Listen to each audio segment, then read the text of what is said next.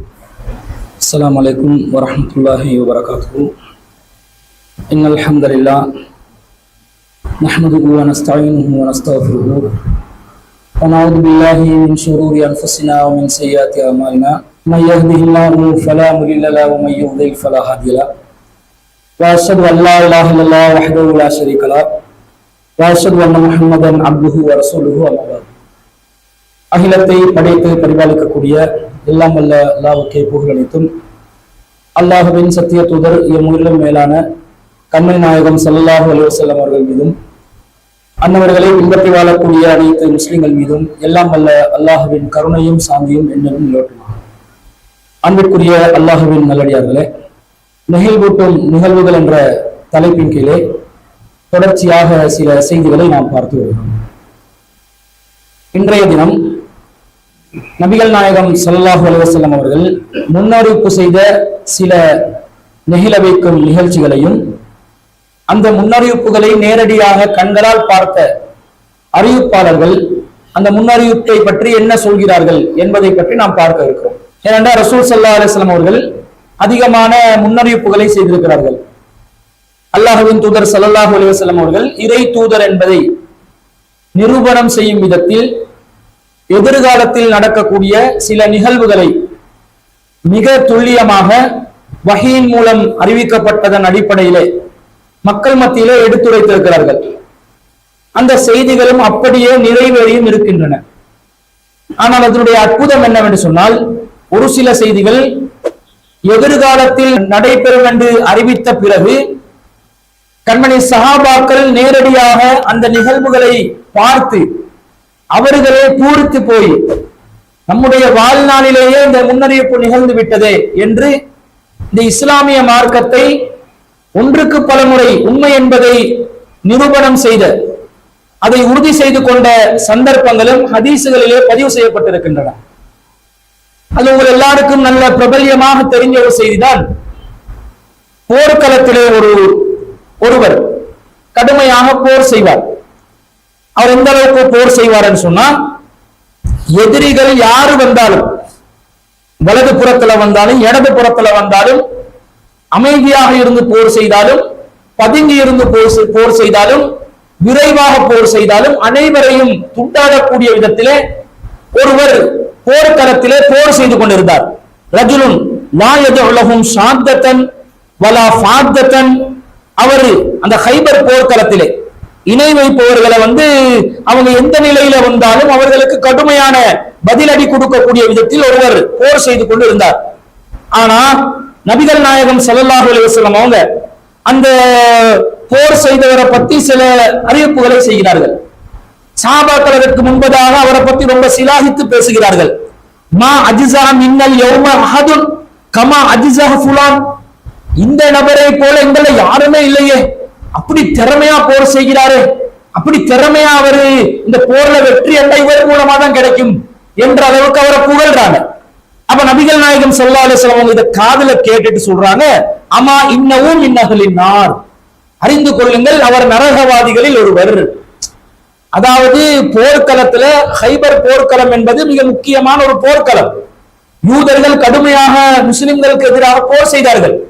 அப்ப அந்த போர்க்களத்துல முஸ்லிம்கள் அணி சார்பாக ஒருவர் கடுமையா நின்று போர் செய்கிறார் என்று சொன்னா, நபிகள் நாயகம் ஸல்லல்லாஹு அலைஹி வஸல்லம் அவர்கள் தன்னுடைய சுயநலத்துக்காகவோ அல்லது இஸ்லாம் மீது ஒரு நல்லெண்ணம் ஏற்படுத்த வேண்டும் என்றோ அல்லது முஸ்லிம்களை பாராட்டுவதற்காகவோ முகஸ்துதிக்காகவோ ஒரு அறிவிப்பு செய்வதாக இருந்தால் அவரை ஒரு வீரர், அவர் பாராட்டுக்குரியவர், அவர் நம்முடைய அணியில பலசாலி, அவர் நல்லவர், அவர் சொர்க்கவாதி என்றுதான் ரசூலுல்லாஹ் அறிவித்திருக்கணும், ஒரு சுயநலமாக சொல்வதாக இருந்தால். ஆனால் அல்லாஹ்வின் தூதர் யாரு? அவர்கள் இறை தூதர்கள்.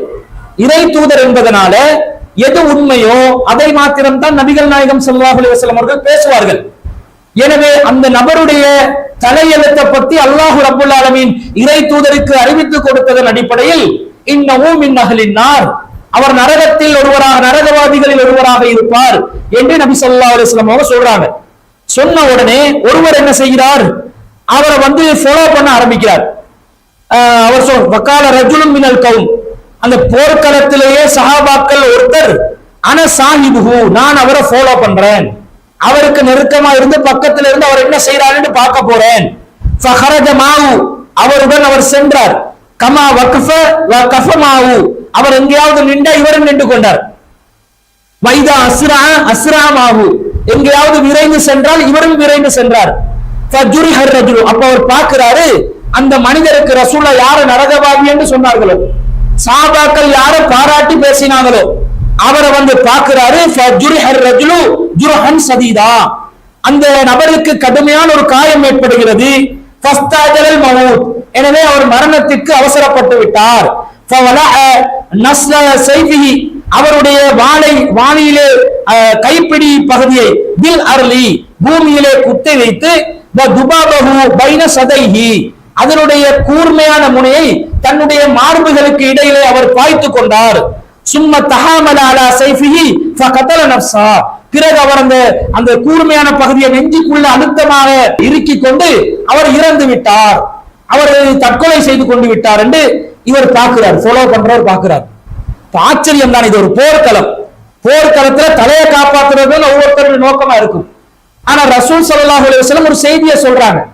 அந்த செய்தி உண்மையா இல்லையான்றதை நாங்க பின்தொடர்ந்து பார்த்துருவோம். ஏன்னா நாங்க பார்க்கிற பார்வையில ஒன்று நடக்குது, இறை தூதர் ஒன்றை சொல்றாங்க, ரெண்டுக்கும் முரண்பாடா இருக்குது, இதுல எதுதான் உண்மை என்றதை பார்ப்போம் என்று சொல்லி போர்க்களத்தில் இருக்கிற ஆபத்துக்கு மத்தியிலையும் அந்த நபி தோழர் என்ன செய்கிறார், இந்த மனிதரை வந்து ஃபாலோ பண்ணி நடக்கிறத பார்க்கிறாரு. சொன்ன மாதிரியே அவர் தற்கொலை செய்து கொள்கிறார். இஸ்லாத்துல தற்கொலையின் நிலை என்ன? நிரந்தர நரகம். போர்க்களத்துல இருந்தும் ஒரு காயத்தை தாங்கிக் கொள்ளாம, அந்த வருத்தத்தை பொறுத்து கொள்ளாம தன்னைத்தானே தற்கொலை செய்ததன் காரணமாக நரகவாதி என்று நபிகள் நாயகம் ஸல்லல்லாஹு அலைஹி வஸல்லம் அவங்களை சொல்றதை பார்த்து இவர் வியப்படைகிறார். ரசூல் ஸல்லல்லாஹு அலைஹி உடனே இந்த போர்க்களத்துக்குள்ள எல்லாம் நடக்குது. இது வந்து சாதாரண விஷயம் இல்ல. போர்க்களத்துல ரொம்ப டென்ஷன்ல இருப்பாங்க. இப்ப இருக்கிற மாதிரி ரெஸ்ட் எடுத்து ஒரு படம் வந்து அடிச்சுட்டு அடுத்த படம் ஷிஃப்ட் மாத்தி எல்லாம் போர் செய்ய முடியாது. களத்துல இருந்து நேரடியாக போரை வந்து சந்திக்கணும். அந்த நேரத்தில் இந்த ரசூல் ஸல்லல்லாஹு அலைஹி வஸல்லம் அவங்களை சந்திச்சுட்டு அவர் சொல்கிறார், அஷ்ஹது அன்னக ரசூலுல்லாஹ், நீங்கள் அல்லாஹ்வின் தூதர் என்பதை நான் சாட்சியம் கூறுகிறேன் அப்படி என்றாங்க. ரசூலை பார்க்கிறா, என்ன திடீர்னு திருப்பி கலிமா சொல்றாரு, சாட்சியம் சொல்கிறார் என்கிறார். சொல்லும் போது ரசூலா கேட்கிறாங்க, வமாதாக்க, என்ன இது, என்னத்துக்காக இப்படி சொன்னீங்கன்னு கேட்கிறாங்க. அப்ப சாபி சொல்கிறார், அர் ரஜுலுல் லதீ தகர்த ஆனிஃபன், இப்ப நீங்க கொஞ்ச நேரத்துக்கு முன்னாடி ஒரு மனிதரை பற்றி சொன்னீர்களே, அன்னஹு மின் அஹ்லின் நார், அவர் நரகவாதி தான் என்று சொன்னீர்களே, ஃபஅலமன் நாஸ் ஸாலிக, மக்கள் வந்து அதை கொஞ்சம் யோசித்தார்கள், ஏன் இவர் நல்லா தானே போர் செய்கிறார், ஏன் அல்லாஹ்வின் தூதர் இப்படி சொன்னாங்கன்னு யோசித்தார்கள். அனலகும் பிஹி ஃபஹரஜ்து ஃபீ தலபிஹி, நான் அவரை அதனால சோதித்து பார்ப்பதற்காக, அவரை கண்காணிப்பதற்காக அவருக்கு பின்னாடி தொடர்ந்து இப்படி நடந்துச்சு, கடுமையான காயம் ஏற்பட்டுச்சு, அவர் வழி தாங்க முடியாம மரணத்துக்கு அவசரப்பட்டு விட்டார், வாளால் தன்னை தற்கொலை செய்து கொண்டார் என்றத நபிகள் நாயகம் ஸல்லல்லாஹு அலைஹி வஸல்லம் அவங்களுக்கு அவங்க சொல்றாங்க. சொன்னதும் நபி ஸல்லல்லாஹு அலைஹி வஸல்லம் என்ன சொன்னாங்க தெரியுமா, இங்கதான் விதி இருக்குது, இங்கதான் விதி வந்து வேலை செய்யும், இதெல்லாம் நாங்க எப்படி எடுத்துக்கொள்ளணும் என்றது இந்த செய்தியில இருந்து நாங்க விலகிக் கொள்வோம். ரசூலா சொல்றாங்க, இன்னர் ரஜுல ல யஅமலு அமல அஹ்லில் ஜன்னah, ஒரு மனிதர் சொர்க்கத்துக்குரிய அமலே செய்து கொண்டிருப்பார், ஃபீமா யபது லின்னாசி வஹுவ மின் அஹ்லின் நார், ஆனா மக்கள் அவரை சொர்க்கவாசி என்று நினைக்கிற அளவுக்கு வெளிப்படையான சொர்க்கத்துக்குரிய அமல் செய்தாலும் வஹுவ மின் அஹ்லின் நார், அவர் நரகவாதியாக இருப்பார். வ இன்னர் ரஜுல ல யஅமலு அமல அஹ்லின் நார், ஒருவர் நரகத்துக்குரிய அமல் செய்து கொண்டிருப்பார், ஃபீமா யபது லின்னாஸ், மக்களுக்கு அது நரகத்துக்குரிய ஒரு செயல் மாதிரி தான் தோற்றமளிக்கும், வஹுவ மின் அஹ்லில் ஜன்னah, அவர் சொர்க்கத்தில் ஒருவராக இருப்பார், சொர்க்கவாசிகளில் ஒருவராக இருப்பார். ஒருவருடைய செயலை வைத்து சொர்க்கமா நரகமா என்றத வெளிப்படையான செயலை வைத்து முடிவு செய்ய முடியாது. அவருடைய தலையெழுத்தை யாரு தீர்மானிக்கிறான்? அல்லாஹ் தீர்மானிக்கிறான். அப்ப இதுலதான் நாங்க கவனமா இருக்கணும். நாங்க சொர்க்கத்துக்குரிய அமலே செய்து கொண்டிருந்தாலும், மக்கள் பார்வையில நல்லவர்களாகவே நாங்கள் கருதப்பட்டாலும், சொர்க்கவாசி அடுத்தது காலடி வைத்தவர் சொர்க்கத்துல ஜன்னத்துல் ஃபிர்தௌஸ்ல தான் அடுத்த கால் விழுந்துடும் என்ற அளவுக்கு இருந்தாலும், அல்லாஹ்வுடைய பார்வையில ஒருத்தர் நல்லவரா கெட்டவரான்றது யார் முடிவு செய்யணும்? அல்லாஹ் தான் முடிவு செய்யணும். அது அல்லாஹ் விதியை எழுதுகின்ற அந்த ஏடுகளை எழுதிவிட்டார். சொர்க்கத்துக்குரியவர்கள் யார், நரகத்துக்குரியவர்கள் யார். ஆதம் அலைஹிஸ்ஸலாம் அவர்களை ரசூலை சந்திக்கிறாங்க மேராஜ்ல. ஆதம் அலைஹிஸ்ஸலாத்துடைய சந்ததிகள் வலது புறமும் இடது புறமும் இருந்தார்கள் ரசூலுல்லாவுக்கு. ரசூலுல்லா மேராஜில் ஆதம் அலைஹிஸ்ஸலாத்தை சந்திக்கும் போது கியாமத் நாள் வரைக்கும் ஆதம் அலைஹிஸ்ஸலாத்துடைய சந்ததிகள்ல யாரெல்லாம் வர இருந்தார்களோ அவர்கள் வலது புறத்திலும் இடது புறத்திலும் இருந்தார்கள். ரசூலுல்லா கேட்கிறாங்க ஜிப்ரீல் அலைஹிஸ்ஸலாத்து கிட்ட, இவங்க யாரு? அப்ப இதுதான் ஆதம் அலைஹிஸ்ஸலாம். அவருடைய வலது புறத்தில் இருப்பவர்கள் எல்லாம் சொர்க்கவாசிகள், அவருடைய சந்ததிகள்ல சொர்க்கவாசிகள் என்று யார் முடிவு செய்யப்பட்டார்களோ அவங்க தான் இந்த வலது புறத்துல இருக்கிறாங்க. இடது புறத்துல இருக்கிறவங்க யாருன்னு சொன்னா இதுதான் நரகவாதிகள். ஆதம் அலைஹிஸ்ஸலாத்துடைய சந்ததிகள்ல கியாமத் நாள் வரைக்கும் நரகத்திற்கு செல்வதற்கு யார் என்று முடிவு செய்யப்பட்டதோ அவங்க எல்லாம் இங்க இருக்கிறாங்க. அப்ப மேராஜ்ல ரசூல் ஸல்லல்லாஹு அலைஹி வஸல்லம் எங்களையும் கண்டிருப்பாங்க. கோடான கோடி மக்கள் மத்தியில எப்படி எங்க கண்டிருப்பாங்க? ஒன்று வலது புறத்துல அல்லது இடது புறத்துல. ஒரு சொர்க்கவாதியாக கூட எங்களை கண்டிருக்கலாம், நரகவாதியாக கூட எங்களை கண்டிருக்கலாம். அல்லாஹ் எங்களை காப்பாற்றணும், சொர்க்கத்துக்குரியவர்களாக எங்களை ஆக்கி வைக்க வேண்டும். நீங்க என்ன நினைக்க கூடாது தெரியுமா? இது என்ன சொல்ல வருது? நீங்க நினைக்க கூடாது நீங்க செய்த அமலால நீங்க சொர்க்கத்துக்கு போவீங்க. நான் நிறைய பாடுபடுறேன், நிறைய அமல் செய்றேன், இறைவனை வணங்குறேன், இறைவனுக்காக நான் பணிபுரிகிறேன், எனவே நான் சொர்க்கவாசி தான், அதை நரகத்துக்கு போலாம் இப்படி எல்லாம் கேட்க முடியாது. ஏன் இப்லீஸ் வணங்கலையா? இப்லீஸ் அல்லாஹ்வை வணங்கலையான்னு கேட்கிறேன். இப்லீஸ் வணங்க தானே செஞ்சான், வானவர்களோடு தானே இப்லீஸ் ஒன்றாக இருந்தான். வைது கால ரப்புக்களில் மலாயிகத்தி இஸ்ஜுது லிஆதம் ஃபஸஜது இல்லா இப்லீஸ். அல்லாஹ் வானவர்களுக்கு கட்டளை இடுகிறான், என்ன? ஆதமுக்கு பணியுங்கள், சுஜூது செய்யுங்கள் என்று கட்டளை இடுகிறான். ஃபஸஜது இல்லா இப்லீஸ். எல்லா வானவர்களும் சஜிதா செய்தார்கள், இப்லீஸை தவிர என்றான். என்ன அர்த்தம்? ஆதம் அலைஹிஸ்ஸலாத்தை படைச்ச அந்த நேரத்துல வானவர்களுடைய கூட்டத்தோட ஒன்றோடு ஒன்று பின்னி பிணைந்து இருந்தவன் தான் இப்லீஸ். இப்லீஸ் என்பவன் சைத்தானின் தந்தை, அவனுடைய சந்ததிகள் தான் சைத்தான்கள். அப்போ ஒன்றோடொன்று பின்னி பிணைந்து இருந்ததனாலதான் அல்லாஹ் ஓர்டரை கொடுக்கிறான் வானவர்களுக்கு. இப்லீஸும் இருந்ததனால அவனுக்கு தான் அந்த ஓர்டர். அது விளங்குது அவங்களுக்கு? அல்லாஹ் வானவர்களுக்கு தானே ஓர்டர் கொடுத்தான். இப்லீஸ் மறுத்தான் என்று அல்லாஹ் இப்லீஸை தண்டிச்சா? இப்லீஸும் வானவர்களோடு ஒன்றாக கூட்டு சேர்ந்து கொண்டிருந்தான். ஒரு வகுப்பறையில அதிகமான ஆண்களும் குறைந்த அளவில் பெண்களும் இருக்கிறார்கள். நான் மாணவர்களே என்று அழைத்து பேசுகிறேன், மாணவிகளே என்று அழைக்கவில்லை. மாணவர்களே என்று அழைத்து பேசுகிறேன் என்றா மாணவிகளை குறிப்பிடாத அளவுக்கு மாணவர்கள் அழைத்து பேசுறேன், விழித்து பேசுறேன் என்றா குறைந்த அளவுல மாணவிகள் இருக்கிறாங்கன்னு அர்த்தம். மாணவிகளும் அந்த சபையில் இருந்தார்கள் என்று அர்த்தம். பெரியவர்களே, மரியாதைக்குரியவர்களே அப்படின்னு பேசுறேன் ஒரு சபையில. சிறியவர்களும் இருப்பார்கள், சிறியவர்களை நான் கண்டு கொள்ள வேண்டிய அர்த்தம் இல்ல. சிறியவர்கள் பெரியவர்களோடு பின்னி பிணைந்து இருக்கிறார்கள், பெரியவர்கள் தான் அதிகமாக இருக்கிறார்கள். அதனால் நான் விழித்து பேசுறது யாரு? பெரியவர்களை. சிறியவர்களையும் அது குறிக்கும் என்ற வகையில தான் இப்லீஸும் வானவர்களோடு மலக்குகளோடு ஒன்றோடு ஒன்றாக இருந்தான். ஆனால் அவன் ஜின்னினத்தை சேர்ந்தவன். வகான மினல் ஜின்னி, அவன் ஜின்னினத்தை சேர்ந்தவன் என்று அல்லாஹ் சொல்கிறான். அந்த இப்லீஸ் ஒரே ஒரு அல்லாஹ்வுடைய கட்டளைக்கு மாறு செய்ததன் காரணமாக, அல்லாஹ்வை மறுத்ததன் காரணமாக, அல்லாஹ்க்கு மாறு செய்ததன் காரணமாக அவா வஸ்தக்பர வகான மினல் காஃபிரின், அந்த நேரத்துல தான் அவன் காஃபிர் ஆகுகிறான். அது வரைக்கும் காஃபிர் ஆகலையே, அது வரைக்கும் நல்லவனா தானே இருந்தான், அந்த டைம்ல தான் காஃபிர் ஆகுகிறான். அவா மறுத்து விட்டான். எதுக்கு? அந்த ஓர்டரில் கட்டளைக்கு கட்டுப்பட மறுத்து விட்டான். வஸ்தக்பர, பெருமை அடித்தான். வகான மினல் காஃபிரின், காஃபிர்களில் ஒருவராக மாறிவிட்டான். அதுவரை காட்டு அவன் நல்லவனா தானே இருந்தான், அதுவரை காட்டு இறைவனை வணங்கி கொண்டுதானே இருந்தான். அப்ப நாங்க வணங்குறதுனால, இபாதத் செய்யறதுனால நாங்க சொர்க்கத்துக்குரியவர்கள் அர்த்தம் இல்லை. ரசூல் ஸல்லல்லாஹு அலைஹி வஸல்லம் சொல்றாங்க, மறுமையில உங்களுடைய அமல்களால் நீங்க சொர்க்கத்துக்கு போக மாட்டீங்க, நீங்க அமல்களை வச்சு கொண்டெல்லாம் சொர்க்கத்துக்கு போக முடியாது. அல்லாஹ் உங்களை அவனுடைய அருளை கொண்டு உங்களை அரவணைத்தாலே தவிர அப்படி என்றாங்க. நீங்க செய்யற அமல் எல்லாம் உங்களுக்கு சொர்க்கத்துக்கு அனுப்ப நினைச்சு கொண்டு இருக்கிறீங்களா? அல்லாஹ் அல்லாஹ் கொடுத்த நியமத்துகளுக்கு அல்லாஹ் கணக்கு பார்க்க ஆரம்பிச்சான் என்று சொன்னா உங்களோட அமல் எல்லாம் புஸ்வானமாகிருமா இல்லையா? அல்லாஹ்வுடைய அருட்கொடைகளை நீங்கள் எண்ண ஆரம்பித்தால் உங்களால் அதை மட்டுப்படுத்த முடியாது. கண்ணுக்கு தந்த அருள், காதுக்கு தந்த அருள், மூக்குக்கு தந்த அருள், உடம்புக்கு தந்த அருள், அறிவுக்கு தந்த அருள், உங்களுடைய செல்வத்தில் செய்த அருள், உங்களுடைய இருப்பிடத்தில் செய்த அருள், உணவில் செய்த அருள் என்று பட்டியல் போட ஆரம்பிச்சால் அல்லாஹ்வுடைய அருளை மட்டுப்படுத்த முடியுமா? அதுக்கு கணக்கு பார்த்தாலே நீங்க செய்யற அமல் ஒன்றுக்கும் என்று ஆகாது. அதனால அதை மட்டுப்படுத்த முடியாது. சொல்லும் போது சஹாபாக்கள் கேட்கிறாங்க, வல அந்த யா ரசூலல்லாஹ், அல்லாஹ்வின் தூதர் உங்களோட தலையெழுத்தும் இப்படியா? அமலால உங்களுக்கும் சொர்க்கம் போக முடியாதோ? ரசூல் எப்படி சொர்க்கம் எந்த அளவுக்கு அமல் செஞ்சாங்க? ரசூலுல்லாஹ்வுடைய முன்பின் பாவங்கள் மன்னிக்கப்பட்ட என்று அறிவித்த பிறகு இரவு நேரங்களில் நின்று வணங்கினார்கள், கால்கள் வீங்கும் அளவுக்கு நின்று வணங்கினார்கள். அல்லாஹ்வின் தூதரே, உங்களுடைய முன்பின் பாவங்கள் மன்னிக்கப்பட்டு விட்டது, எதற்காக இப்படி நீங்கள் வணங்க வேண்டும் என்று கேட்ட நேரத்தில், அஃபலா அகூனு அப்தன் ஷகூரா, நான் ஒரு நன்றி உள்ள அடியானாக இருக்க வேண்டாமா என்று ரசூலுல்லாஹ் கேட்டாங்க. நன்றி உணர்வோடு நபிகள் நாயகம் வாழ்ந்திருந்தாலும் ரசூலுல்லாஹ் கிட்ட கேட்கிறாங்க, அப்ப அந்த யார் ரசூலல்லாஹ், உங்களுக்குமா அல்லாஹ்வின் தூதரை இந்த நிலைமை என்று கேட்கும் போது, ஆமா எனக்கும் தான் என்றாங்க. என்னையும் அல்லாஹ் அரவணைத்துக் கொண்டாலே சொர்க்கத்துக்கெல்லாம் போக முடியாது, நீங்க யாரு நான் யாருன்னு கேட்கிறேன். அல்லாஹ் யாருக்கு நேர்வழியை கொடுக்கணும், யார சொர்க்கவாசி ஆக்கணும், யார நரகவாதி ஆக்கணும் என்றது அல்லாஹ் அதிகாரத்தில் உள்ளது. நாடியதை செய்து முடிப்பவன் இறைவன். இறைவனுக்கு யாருக்கும் கட்டளை போட இயலாது. இறைவன் அநீதியாக நடக்கிறான் என்று யாரும் இறைவனை நீங்கள் கேள்வி எழுப்ப முடியாது. இறைவன் அநீதியாக நடக்கவும் மாட்டார், அதை நினைவு வச்சுக்கோங்க. அல்லாஹ் தனது அடியார்களுக்கு அநீதி இழைப்பவன் அல்ல என்று அல்லாஹ் சொல்கிறான். அல்லாஹ் அநீதி இழைக்க மாட்டேன், உங்களை சொர்க்கத்துக்குரியவர் என்று அல்லாஹ் தீர்மானிச்சா அதுக்கு நியாயத்தை அல்லாஹ் சொல்லுவான். ஒருவரை நரகத்துக்குரியவன் என்று அல்லாஹ் தீர்மானிச்சா அதுக்கு நியாயத்தை அல்லாஹ் சொல்லுவான். அந்த நியாயம் மறுமையில் எங்களுக்கு கிடைக்குமே தவிர இங்க சர்ச்சை செய்ய வேண்டாம் ரசூல் சொல்றாரு.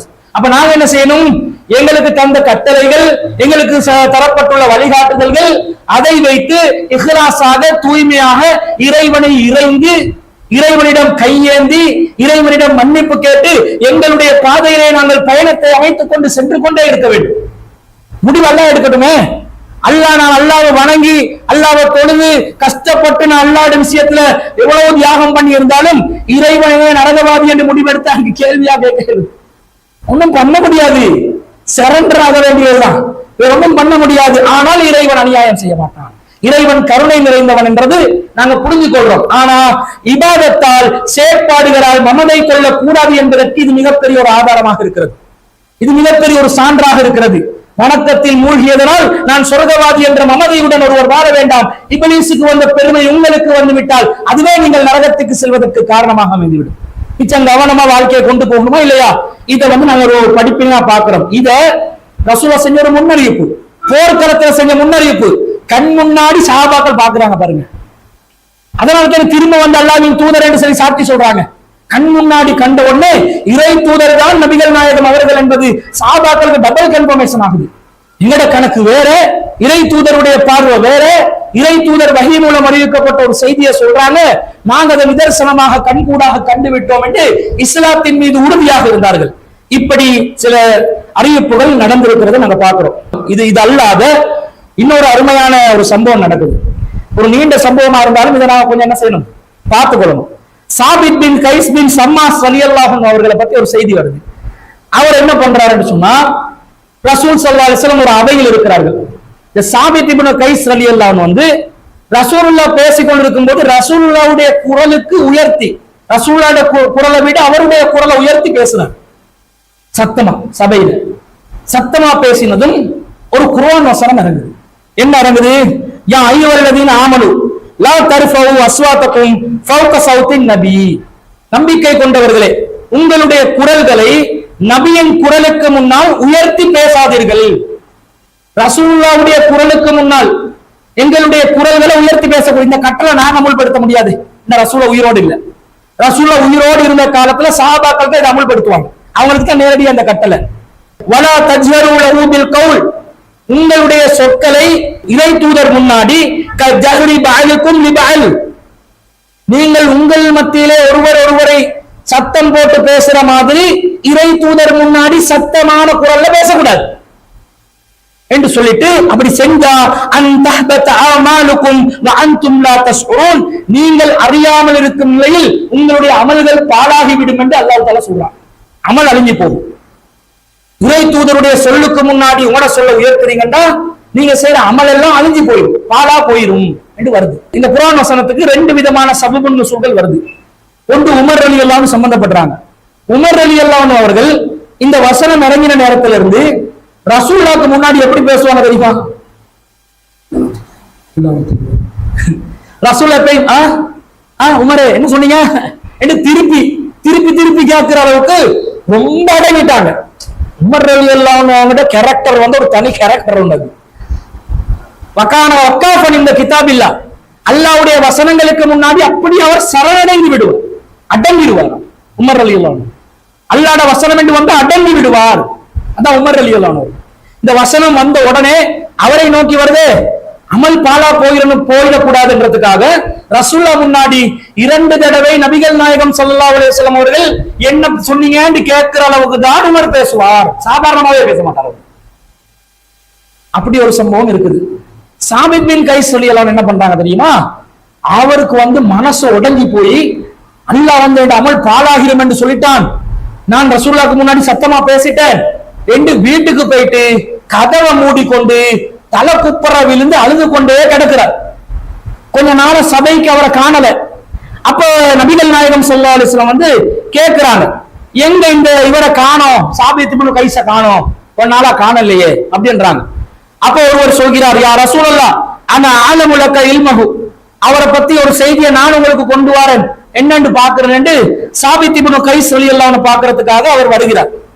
ஃபஅதா ஃபவஜதஹு ஜாலிசன், அவர் வந்தாரு, வீட்டுக்கு அவர் உட்கார்ந்து கொண்டு இருக்கிறார். ஃபீ பைத்திஹி முனக்கிசன் ரஸஹு, அப்படியே தமது வீட்டில் அவர் உட்கார்ந்து கொண்டிருந்தார், தலை கவிழ்ந்தபடி, தலையை கீழே வச்சு கொண்டு புரண்டு கொண்டு அழுது கொண்டு அப்படியே முடங்கி கிடக்கிறாரு. அப்படி இருந்தாராம். அப்ப இவர் கேட்கிறாரு, மா சஹனுக்க, என்ன ஆச்சு உங்களுக்கு, ஏன் இப்படி இருக்கிறீங்க என்று கேட்டோன்னே அவர் சொல்கிறார், ஷர்ருன், எனக்கு மோசமான விஷயம் நடந்துருச்சு.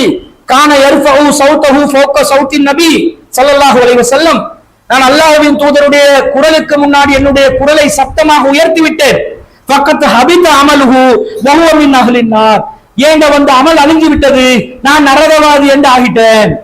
இந்த கவலைதான், நான் ரசூலுல்லாஹ்க்கு முன்னாடி சத்தமா பேசிட்டேன், என்ற அமல் எல்லாம் பாலா போயிருச்சு, இது நான் நரகவாதி தான் அப்படி என்று சொல்லி இதனால் தான் கவலைப்பட்டு இருக்கின்றது என்று அவர் சொல்கிறார். இந்த செய்தியை ரசூலுல்லாஹ்விடம் அந்த சஹாபி கொண்டு வருகிறார். அவர் கொண்டு வந்து சொல்கிறார், அல்லாஹ்வின் தூதரே நான் கேட்டேன், இப்படி இப்படி சொல்றாரு. அப்ப ரசூலுல்லாஹ் சொல்றாங்க, நீங்க என்ன செய்யுங்க, திரும்ப அவர்கிட்ட போங்க, இஸ்ஹப் இலைஹி, அவரிடம் செல்லுங்கள், ஃபகுல் லஹு இன்னக லஸ்த மின் அஹ்லின் நார், சாபித் இப்னு கைஸுக்கு சொல்லுங்க, நீங்க நரகவாதிகளில் ஒருவர் அல்ல, வலாக்கின்னக மின் அஹ்லில் ஜன்னah, நீங்க சொர்க்கவாசிகள்ல ஒருவர் தான் என்று சாபித் இப்னு கைஸுக்கு சொல்லுங்க அப்படி என்று ரசூல் ஸல்லல்லாஹு அலைஹி வஸல்லம் சொல்லி அனுப்புறாங்க. அவரும் போயிட்டு அதை சொல்றாரு. இது ஒரு செய்தியில வருது. இவரை சொர்க்கவாசி என்று சொல்லியாச்சு. இவர் எப்படி சொர்க்கவாசி ஆனார், என்ன மாதிரி சொர்க்கவாசியாக இருக்கக்கூடிய அமல் இவருடைய வாழ்க்கையில நடந்து சென்றத அறிவிப்பாளர்கள் நுணுக்கமாக கவனிக்கிறார்கள், சஹாபாக்கள் கவனிக்கிறார்கள். இந்த செய்தியை அனஸ் இப்னு மாலிக் ரலியல்லாஹு அன்ஹு அறிவிக்கிறாங்க. இப்ப சொன்ன செய்தியை அவர் இந்த சாபித் இப்னு கைஸ் ரலியல்லாஹு அன்ஹு விஷயத்துல என்ன சொர்க்கவாதி எடுத்தாங்க, இவருடைய தலையெழுத்து என்னதான் ஆக போகுது, ஒருத்தர நரகவாதி என்னன்னே கவனிச்சாங்க, இவரை சொர்க்கவாதி என்றாச்சு, இவருக்கு என்ன ஆக போறதுன்றதையும் தேடுறதுக்கு ஆரம்பிக்கிறாங்க. ஒரு முறை இந்த யமாமா போர் நடக்குது. யமாமா போர், அந்த யமாமா போரின் போது, யமாமா போர் என்னன்றதை முதல்ல சொல்லணும். யமாமா போர் என்பது நபிகள் நாயகம் ஸல்லல்லாஹு அலைஹி வஸல்லம் காலத்துக்கு பிறகு அபூபக்கர் ரலியல்லாஹு அன்ஹு அவர்களுடைய ஆட்சி காலத்தில் முஸைலமத்துல் கஸ்ஸாப் என்று சொல்லக்கூடிய தன்னையும் ஒரு இறை தூதர் என்று அறிவித்த ஒரு பொய்யர் வந்தான். ரசூலுல்லாஹ் காலத்திலே அவன் வந்தான். அது எப்படி வந்தான், என்ன சொன்னான்றதை சொல்றேன். அவன் அபூபக்கர் ரலியல்லாஹு அன்ஹு ஆட்சி காலத்துல நான் நபிதான் என்று மீண்டும் சொல்ல ஆரம்பித்தார். தன்னை நபி என்று அறிவித்த அந்த பொய்யனுக்கு எதிராக அபூபக்கர் சித்திக் ரலியல்லாஹு அன்ஹு அவர்கள் ஒரு படையை அனுப்பி அவனை நாசமாக்கிருங்க, அந்த பொய்யனுக்கு எதிராக போர் செய்ய என்று ஒரு போரை அறிவிக்கிறார்கள். அந்த போர் தான் யமாமா போர். அந்த போர்ல சாபித் இப்னு கைஸ் ரலியல்லாஹு அன்ஹு அவர்கள் பங்கு பெறுகிறார்கள். பங்கு பெறதை பத்தி அனஸ் இப்னு மாலிக் ரலியல்லாஹு அன்ஹு அறிவிக்கிறாங்க. அவர் என்ன தெரியுமா செஞ்சு கொண்டிருந்தார், சாதாரண ஒரு போருக்கு போறதா இருந்தா போருக்கு போயிட்டு ஜெயிச்சு கொண்டு வீட்டுக்கு வரணும் அப்படி ஒரு எண்ணம் இருக்கும். இல்ல நாங்க அங்க ஷஹீதாக்கிட்டோம் என்று சொன்னா சொர்க்கம் கிடைச்சிடும், இப்படி ஒரு 2 மைண்ட்ல தான் போவாங்க. போனா திரும்பியே வர மாட்டேன் என்ற மைண்ட்ல மேக்சிமம் போக மாட்டாங்க. போனா ஒன்று வெற்றியோட திரும்புவோம் அல்லது சொர்க்கவாதி ஆகிறோம், வெற்றி அடைஞ்சா வெற்றியோட திரும்புவோம் அல்லது மறுமையில வெற்றி அடைஞ்சு கொள்வோம். இந்த 2 தான் மைண்ட்ல இருக்கும். இவர் என்ன பண்றாரு தெரியுமா, இவர் போருக்கு போகும்போது போருக்கு தேவையான கவச ஆடைகளை அணியாமல் மேல ஃபுல்லா அத்தரை பூசி கொள்றாரு. முதல்ல உடம்புல அத்தரை பூசிட்டு கஃன் துணியை சுத்தி கொள்றாரு மேல. சாபித் இப்னு கைஸ் ரலியல்லாஹு அன்ஹு அவர்கள் அதாவது என்ன அர்த்தம்? நம்ம போறோமா, ரெண்டுல ஒன்று முடிவு பண்ணிட்டு, ரெண்டுல ஒன்று இல்ல, ஒன்றுதான் முடிவு, அல்லாஹ்வுடைய பாதையில உயிரை கொடுக்க போறேன். கஃன் துணியெல்லாம் சகிதானவங்களுக்கு எல்லாம் போட்டு கொண்டு இருக்க மாட்டாங்க, அப்படி போட்டுருவாங்களே, குளிப்பாட்டி கொண்டெல்லாம் இருக்க மாட்டாங்க, அப்படியே மூடிட்டு இருக்கிற கஃன் துணியை போட்டு மூடி அடைக்கிடுவாங்க. நானே ரெடி பண்ணி கஃன் துணி ஒன்றை வச்சுக்கொண்டு அத்தரையும் பூசி கஃன் துணியையும் போட்டுக்கொண்டு நேரடியாக ஒரு ஜனாசாவாகவே போருக்கு வராது. ரெண்டு ஒன்று தான். அந்த ரெண்டுல ஒன்று என்ன? நான் கொல்லப்படணும், சைதாக்கப்படணும், மத்த ஒன்றெல்லாம் இல்ல. கொல்லப்படணும், சைதாக்கப்படணும், காஃபிர்களை கருவறுக்கணும், இதான் என்னுடைய நோக்கம் என்று சொல்லி சாபித் இப்னு கைஸ் ரலியல்லாஹு அன்ஹு தயாராகி வராங்க. இத பத்தி அனஸ் ரலியல்லாஹு அன்ஹுடைய மகன் ஒருவர் இருக்கிறார், அவருடைய பேர் மூசா. அனஸ் ரலியல்லாஹு அன்ஹு யாருன்னு தெரியும்? மாலிக் இப்னு நலுர் என்று சொல்லக்கூடியவருடைய மகன் அனஸ் ரலியல்லாஹு அன்ஹு, உம்மு சுலைம் ரலியல்லாஹு அன்ஹுடைய மகன். அவருக்கு இன்னும் ரெண்டு தம்பிமார்கள் இருந்தாங்க, அபூ தல்ஹா மூலமா பிறந்த ரெண்டு தம்பிமார்கள். ஒன்று வந்து உமைர், இன்னொன்று அப்துல்லா என்று சொல்லக்கூடியவர். இது அனஸ் ரலியல்லாஹு அன்ஹுடைய மகன் மூசா என்று சொல்லக்கூடியவர். அவர் அறிவிக்கிறார், அந்த நேரத்தில் அனஸ் ரலியல்லாஹு அன்ஹு எனக்கு சொன்னாங்க, என்ன சொன்னாங்க? பதக்கர யௌமல் யமாமா, யமாமா தினத்தை பற்றி எனக்கு அறிவித்தார்.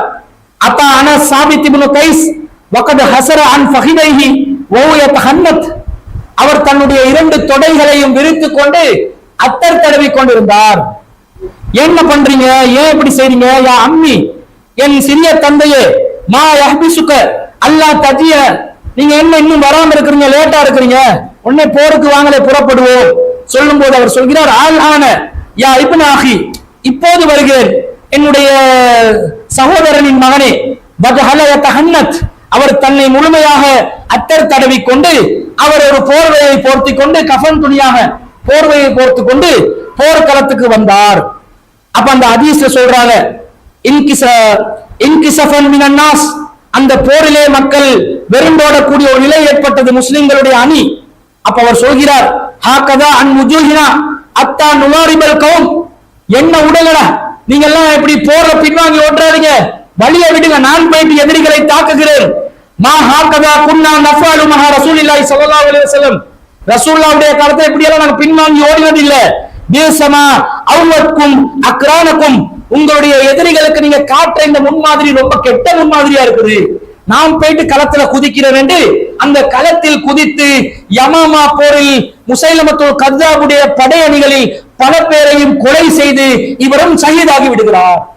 ரசூலுல்லாஹ் சொர்க்கவாசி என்று சொன்னாங்களே, இன்னஹு மின் அஹ்லில் ஜன்னாண்டாங்களே, அவர் சொர்க்கவாசிகளில் ஒருவர் என்று ரசூலுல்லாஹ் அறிவிப்பு செஞ்சாங்களே, அந்த ஷஹீதுடைய பட்டம் அனஸ் இப்னு மாலிக் ரலியல்லாஹு அன்ஹு அவர்கள் கண்கூடாக பார்க்கிறார்கள். பார்த்து விட்டு அறிவிக்கிறார்கள். என்ன ஒரு வேகம், என்ன ஒரு தன்மை! இதை நபிகள் நாயகம் ஸல்லல்லாஹு அலைஹி வஸல்லம் அவர்கள் இன்னொரு விதத்திலும் ஒரு மறைமுகமான ஒரு முன்னறிவிப்பை சொல்லி இருக்கிறார்கள். என்ன சொல்றாங்க? ரசூலுல்லாஹ்வுடைய காலத்திலே இந்த முசைலமத்துல் கத்தாப் என்பவன் வந்தார். அவன் பொய்யா தன்னை நபி என்றான், தனக்கு நபி என்று வஹி எல்லாம் வரும் என்று சொன்னான். அப்ப உங்களுக்கு வந்த வஹியை கொஞ்சம் சொல்லுங்களே அப்படின்னு கேட்ட நேரத்துல அல்காரியத்தும் அல்காரியாண்டு குர்ஆன்ல வரும் தானே சூரா, அல்காரியத்தும் அல்காரியா வமா அத்ராக அல்காரியா அப்படி வரும். இந்த மாதிரி இவரும் தனக்கு சூரா வருவதா சொன்னாரு. என்ன சூரா? அல் ஃபீலு மல் ஃபீலு. அல் ஃபீல் என்று சொன்னா யானை, யானைக்கு ஃபீல் என்றுவாங்க. அல் ஃபீலு யானை, மல் ஃபீலு யானை என்றால் என்ன, வமா அத்ராக மல் ஃபீலு யானை என்றால் என்னவென்று உமக்கு அறிவித்தது எது? அல்காரியாவே காரியாக்கு பதிலா ஃபீலு ஃபீலு என்று போடுறாரு. சொல்லிட்டு சொல்றாரு, லஹு தலபுன் தவீலுன், அதுக்கு வந்து நீட்டமான வால் இருக்குது, வா குர்துமுன் தவீலுன், அதுக்கு நீட்டமான தும்பிக்கை இருக்குது. யானை எக்ஸ்பிளைன் பண்றார். குர்ஆன் வசனம் என்ற பேர்ல யானையை பத்தி எக்ஸ்பிளனேஷன் கொடுக்குறாங்க. அந்த பாலைவனத்தில் உள்ளவங்க யானையை கண்டிருக்க மாட்டாங்க, இந்த யானைக்காட்டில் உள்ளவனுக்கு யானையை பத்தி அதை விட நாங்க வர்ணிப்போமே. தும்பிக்கை இருக்குது, நீட்டமான வால் இருக்குது, கேட்ட அல்லாஹ்வின் வஹி என்றார். இந்த மாதிரி குழப்பம் பண்ணி கொண்டிருந்தவன் தான் முசைலமத்துல் கத்தாப். ரசூலுல்லாஹ்வுடைய காலத்துல இந்த குழப்பத்தை ஆரம்பிக்கிறான். அப்ப சொல்கிறான் அவன், இன் ஜஅலலி முஹம்மதல் அம்ர மின் பஅதிஹி தபயதுஹு, நானும் ஒரு இறை தூதர், இந்த முஹம்மது இப்ப இருக்கிறார், அவருக்கு பின்னாடி நான் தான் அதிகாரத்தில் இருப்பேன் என்று அறிவித்து விட்டால் நான் முஹம்மதை ஃபாலோ பண்ணுவேன். அவன் டிமாண்ட பாருங்க. அவன் நினைச்சு நுபுவத்ன்றது வந்து அரசியல் கட்சி அண்டி, ராஜபக்ச ஆட்சிக்கு போறவும் நனில் வாரதும், ரணிலுக்கு பிறகு திரும்ப பெசில் வாரதும், பெசிலுக்கு பிறகு திரும்ப ரணில் வாரதும், திரும்ப மைந்த வாரதும் என்று இவைகளுக்குள்ள உள்ளுக்குள்ள ஒப்பந்தம் செஞ்சு கொண்டு ஒரு ஆட்சி நடத்துவாங்களே, இந்த மாதிரி தான் நுபுவத்தா. எனக்கு பிறகு இவர் நுபுவத்து பண்ணுவாரு, அவருக்கு பிறகு அவர்கிட்ட மகன் நுபுவத்து பண்ணுவாரு, அவர் சலீல்கிட்ட இவராக்கி கொண்டு அல்லாஹ் கிட்ட இருந்து வர வகைய பங்கு போட்டு கொடுக்கலுமா? கொடுக்க முடியாது. அது இறைவனுடைய தீர்மானத்தில் வரக்கூடிய ஒன்று. அப்ப இவன் சொல்கிறான், நான் நபிக்கு பிறகு முகமதுக்கு பிறகு எனக்கு தான் ஆட்சி அதிகாரம் என்று முகமது ஒரு அறிவிப்பை சொல்லிவிட்டு செல்ல வேண்டும். அப்படி என்றால் இப்பவே நான் முகமது ஃபாலோ பண்ணுவேன் அப்படின்றாங்க. இந்த செய்தி ரசூல் ஸல்லல்லாஹு அலைஹி வஸல்லம் கிடைக்குது.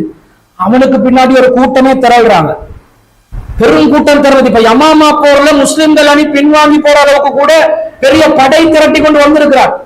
ஏன்னா அபூபக்கர் ரலியல்லாஹு அன்ஹு காலத்துல அவன் ஒரு அறிவிப்பு செஞ்சான். என்ன தெரியுமா? அவனுக்கு வஹி வருவதா சொல்றான் தானே, அந்த வஹியில இனிமேல் முஸ்லிம்களுக்கு விபச்சாரம் செய்யலாம் அறிவிச்சான். முஸ்லிம்களில் மது அருந்தலாம், விபச்சாரம் செய்யலாம், மதுவையும் விபச்சாரையும் ஹலால் என்ன ஹலால் என்றோன்னு இங்க உள்ள ஒரு சாரார் என்ன செஞ்சாங்க, இதுதான்டா சான்ஸ், குடிச்சிட்டு ஹராம் என்று நரகத்துக்கு போறத ஹலால் என்றே குடிப்போம், ஹலால் பியர் பியர் இல்ல ஹலால் மது அடிக்க ஆரம்பிச்சுட்டாங்க. என்னது அந்த காலத்துல அதுக்கு ஆசைப்பட்டு உலகம் மேல பற்றுக்கொண்டு பல பேர் அவனுக்கு பின்னாடி அவன் நபி என்று ஏற்றுக்கொள்ளக்கூடிய ஒரு அவல நிலை ஏற்படுகிறது. அந்த நிலைக்கு அவன் மக்களை கொண்டு சென்றான். அப்ப ரசூல் ஸல்லல்லாஹு அலைஹி வஸல்லம் காலத்துல இவன் டிமாண்ட் பண்ணினான். ஆனாலும் நபிகள் நாயகம் அந்த டிமாண்டுக்கு ஒத்துக்கொள்ளல. அவனை பின்பற்றக்கூடியவர்கள் அதிகமாக அவனுக்கு பின்னாடி வருவதை நபிகள் நாயகமே பார்த்தார்கள். நாங்களும் சில நேரம் பார்ப்போம், என்னதான் சத்தியத்தை சொல்லிக் கொண்டிருந்தாலும் கொஞ்சம் தான் கூட்டம் இருப்பாங்க. அசத்தியவாதிகளுக்கு அலமோதி கொண்டு கூட்டம் வரும். அந்த அலமோதுற கூட்டத்தை பார்த்து நாங்க சொல்வது சத்தியமா அசத்தியமா என்ற ஒரு சந்தேகம் சில நேரம் சிலருடைய மனதில் தோன்றலாம். அப்படி தோன்றக்கூடாது. ஏன்? ரசூலுல்லாஹ்வுடைய காலத்துல ரசூலுல்லாஹ் இங்க சத்தியத்தை சொல்லிக் கொண்டு இருக்கிற நேரத்துல ஒரு சொற்பமான கூட்டத்தை வச்சு கொண்டு சொல்ற நேரத்துல தனக்கு பின்னாடி அதிகமான மக்கள் திரளை வைத்திருந்தவன் முஸைலமத்துல் கத்தாப், தன்னை நபி என்று அறிவித்த மகா பொய்யன், அவனுக்கு பின்னாடி ஒரு கூட்டம் இருந்துச்சு. கூட்டம் கிளம்பத்தான் செய்யும். சத்தியமா அசத்தியமான்றது கூட்டத்தை வச்சு முடிவு செய்வதல்ல, ஹக்கை வைத்து சத்திய சொற்களை வைத்து வஹியை வைத்து தீர்மானிக்க வேண்டியது என்பதை நிறுவும் விதத்தில் இந்த சம்பவம் அமைந்திருக்கிறது. பிறகு நபிகள் நாயகம் ஸல்லல்லாஹு அலைஹி வஸல்லம் அவரை சந்திக்க போறாங்க. ரசூலை நேரடியா பேஸ் டு பேஸ் சந்திக்கிறாங்க. ரசூலுடைய கையில ஒரு பேரிச்ச மட்டையில ஒரு துண்டு இருந்துச்சு. மட்டை, பேரிச்ச மட்டை தெரிந்தானே, அதுல ஒரு துண்டு இருந்துச்சு. அதையும் எடுத்துக்கொண்டு ரசூலா போறாங்க. போயிட்டு அவனை சந்திக்கிறாங்க. அவனுக்கு பின்னாடி நிறைய பேர் இருந்தாங்க. ரசூலா சொல்றாங்க, ரசூலா சாபித் இப்னு கைஸ் ரலியல்லாஹு அன்ஹு தான் கூட்டிக் கொண்டு போறாங்க. என்ற பேச்சாளர் சாபித் இப்னு கைஸ், அவரையும் கூட்டிக் கொண்டு போறாங்க. அவருக்கு சிறந்த பேச்சாளர். ரசூலோட கையில பேரிச்ச மட்டை இருந்துச்சு. அப்ப அவனோட பேசும்போது அவன் சொல்கிறான், இப்படி நீங்க எனக்கு ஆட்சியை தந்துருங்க, உங்களுக்கு பிறகு நான் உங்களை ஃபாலோ பண்றேன். சொல்லும் போது ரசூல் ஸல்லல்லாஹு அலைஹி சொல்றாங்க, லவ் சஅல்தனி ஹாதில் கிதாத, என் கையில இருக்கிற பேரிச்ச மட்டையில ஒரு துண்டனி கேட்டாலும் மா ஊதீது கோஹா வலன் தஹது அம்ரல்லாஹி ஃபீக, இதுல ஒரு துண்டையும் நான் தர மாட்டேன், நீ அல்லாஹ்வுடைய வரம்பை மீறாதே. வார்னிங் கொடுக்குறாங்க, அல்லாஹ்வுடைய வரம்பை மீறாதே. வலையின் அஸ்பர்த லயஹ்கிரன்னக அல்லாஹ், நீ என்னை புறக்கணித்தால், எனக்கு மாறு செய்தால் அல்லாஹ் உன்னை தண்டித்து விடுவான், எனவே நீ இதை செய்யாதே என்று ரசூல் ஸல்லல்லாஹு அலைஹி வஸல்லம் அவனுக்கு எதிராக கடுமையான வார்னிங் கொடுக்குறாங்க. அவன் ஏற்றுக்கொள்ளல, அவன் திரும்பி போறான்.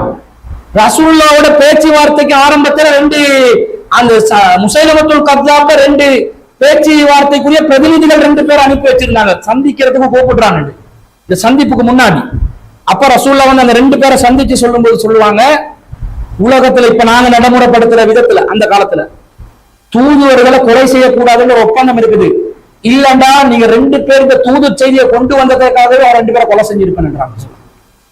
அதாவது ரசூலுல்லாஹ்க்கு பிறகு நபி என்ற கன்செப்ட் அறவே கிடையாது. வஹியுடைய வாசல் அடைக்கப்பட்டுருச்சு. எவனுக்கும் வஹி வர்றதா சொல்ல இயலாது. கடுமையான வழிகேடு. தூதுவர்களை கொலை செய்யக்கூடாது என்றது ஒரு ஒப்பந்தம் இருக்குது.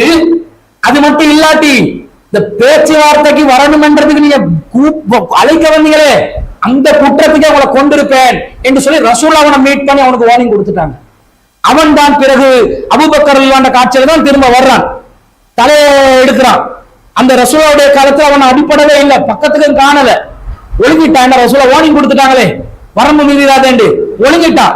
பிறகு அபூபக்கர் அந்த ஆட்சி காலத்துல தலை தூக்கி வந்துதான் போர்க்களத்தில் வருகிறார். அந்த போர்க்களத்தில் தான் சாபித் இப்னு கைஸ் ரலியல்லாஹு அன்ஹு அவர்கள் களத்திலே குதித்து கஃனாடை அணிந்தவராக போர்க்களத்திலே நின்று எதிரிகளை வீழ்த்தி இஸ்லாத்துக்காக உயர் தியாகம் செய்தவர் என்ற அந்த முன்னறிவிப்பை கண்கூடாக நிறைவேற்றக்கூடிய அந்த நிலையை ஏற்படுத்துகிறார்கள்.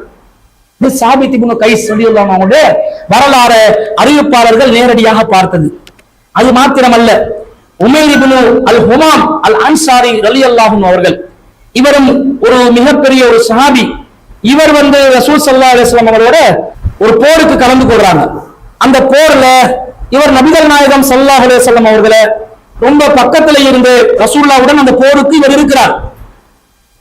அந்த போர்ல இவர் என்ன செய்கிறார், நபிகள் நாயகம் ஸல்லல்லாஹு அலைஹி வஸல்லம் இந்த பத்ர் போர்ல ரசூலுல்லாஹ் ஒருத்தர் உளவு பார்க்கறதுக்காக அனுப்புறாங்க, காஃபிர்களுடைய நிலைமை என்னன்னு.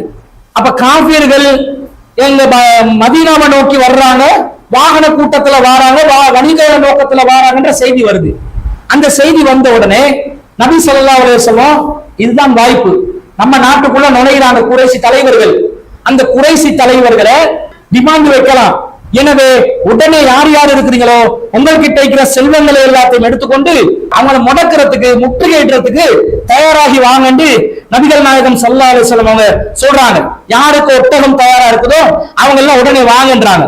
அப்ப ஒட்டகம் தயாரான நிலையில் உள்ளவர்கள் எல்லாம் போறாங்க, பத்ர் என்ற இடத்துக்கு போறாங்க. போற நேரத்துல அந்த வணிக கூட்டமும் வருது.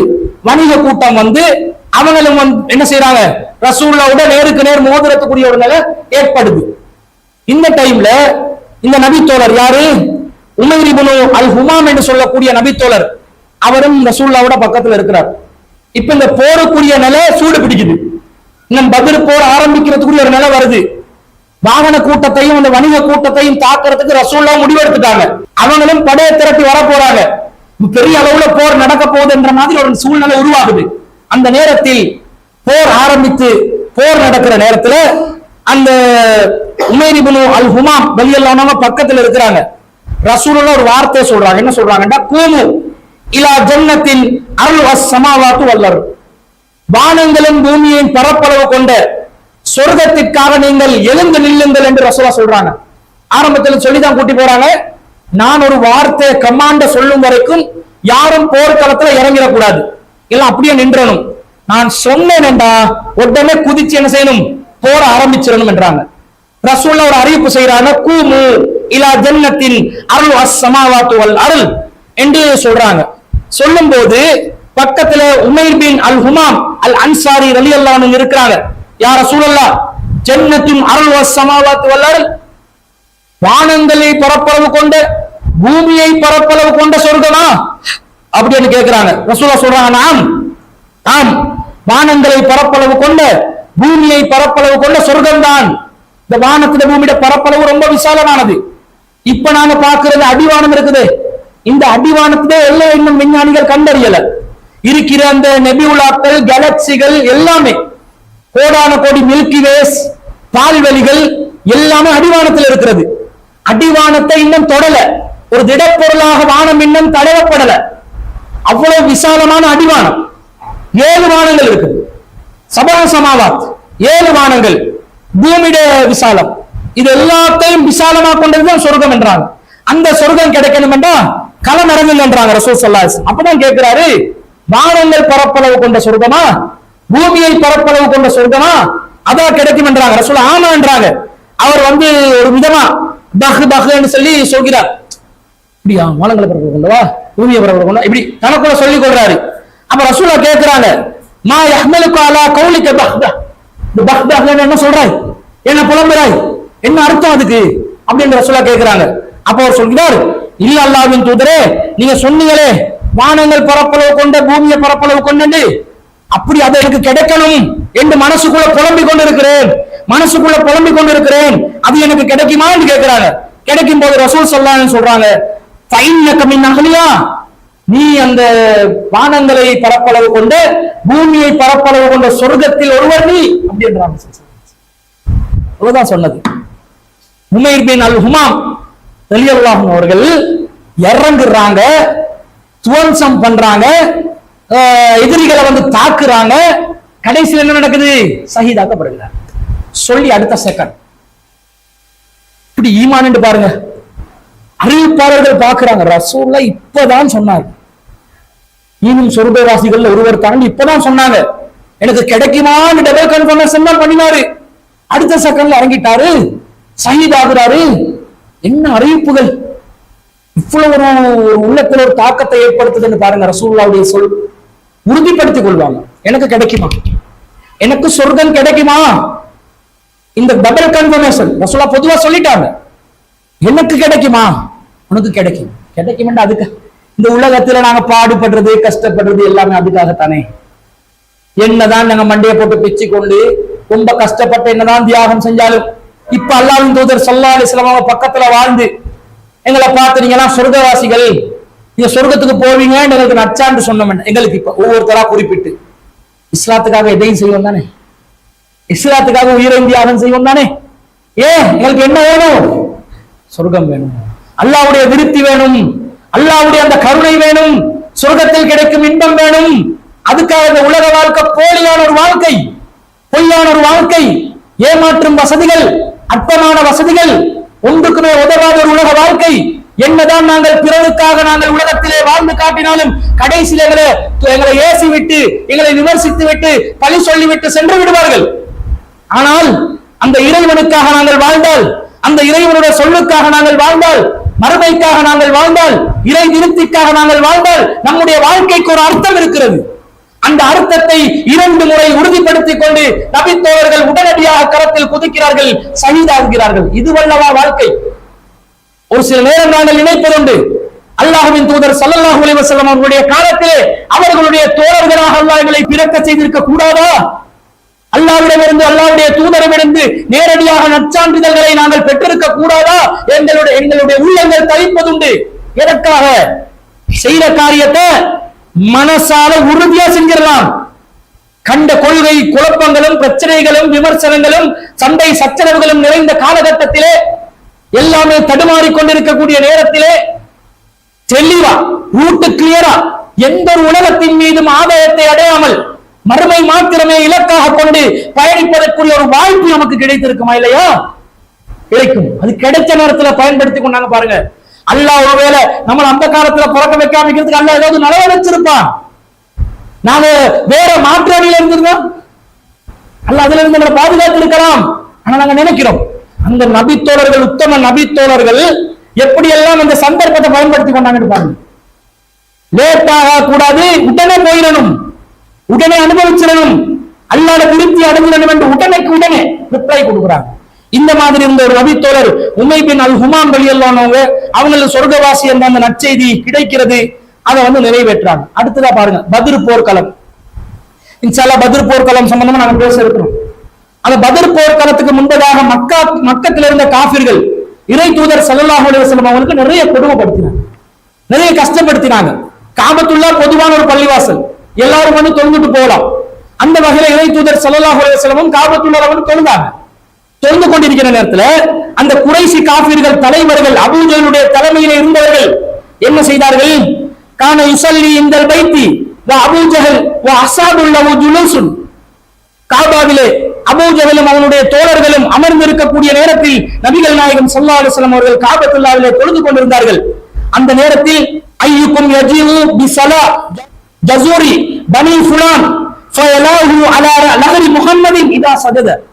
முகமது சுஜூதிலே இருக்கின்ற நேரத்தில் முகம்மதுடைய தோள்களில் ஒட்டகத்தின் குடல்களை வீசி எறிவதற்கு என்னிடம் ஒட்டகத்தின் குடலை கொண்டு வருபவன் யார் அப்படின்னு கேட்கும் பொழுது ஒருத்தன் எழும்புறான்.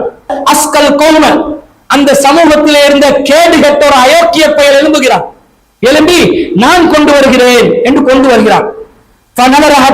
சஜத நபி ஸல்லல்லாஹு அலைஹி வஸல்லம் ரசூலுல்லாஹ் சுஜூத் செய்ய காட்டும் பார்த்து கொண்டிருக்கிறாங்க. பார்த்துட்டு ரசூலுல்லாஹ்வுடைய 2 தோள் புஜங்களுக்கு மத்தியிலே அப்படியே ஒட்டக குடல் ரொம்ப வெயிட் அப்படியே போடுறாங்க. ரசூல் ஸல்லல்லாஹு அலைஹி வஸல்லம் எழும்பி கொள்ள இயலாத நிலையில வான அம்னுரு லா உகனி ஷையன், நான் இதை பார்த்து கொண்டிருந்தேன். யார் சொல்கிறார்? அப்துல்லாஹ் இப்னு மஸ்ஊத் ரலியல்லாஹு அன்ஹு சொல்றாங்க. நான் இதை பார்த்து கொண்டிருந்தேன், ஆனா எனக்கு ஒண்ணும் செய்யறதுக்கு சக்தி இல்ல, எனக்கு கஷ்டமா இருந்துச்சு அப்படின்றாங்க. லவ் கானலி மனாத்துன், எனக்கு அதை தடுக்கிறதுக்கு ஒரு சக்தி ஏற்பட்டு இருக்க கூடாதா என்று நான் கதறிக்கொண்டு இருந்தேன். ஒருவருடைய உடம்பில் ஒருவர் புரண்டு கீழே விழுந்து சிரிக்கின்ற அளவுக்கு அவர்கள் கத்திக்கொண்டு சிரித்தார்கள். நபிகள் நாயகம் கஷ்டப்படுறதை பார்த்து சிரித்தார்கள். ஏன் சிரித்தாங்க? ரசூலுல்லாஹி ஸல்லல்லாஹு அலைஹி வஸல்லம் சாஜிதுன் லா யர்ஃபு ரஸஹு, ரசூலுல்லாஹ் சுஜூத்ல இருந்தாங்க, தலையை தூக்கி கொள்றதுக்கு கஷ்டப்பட்டாங்க.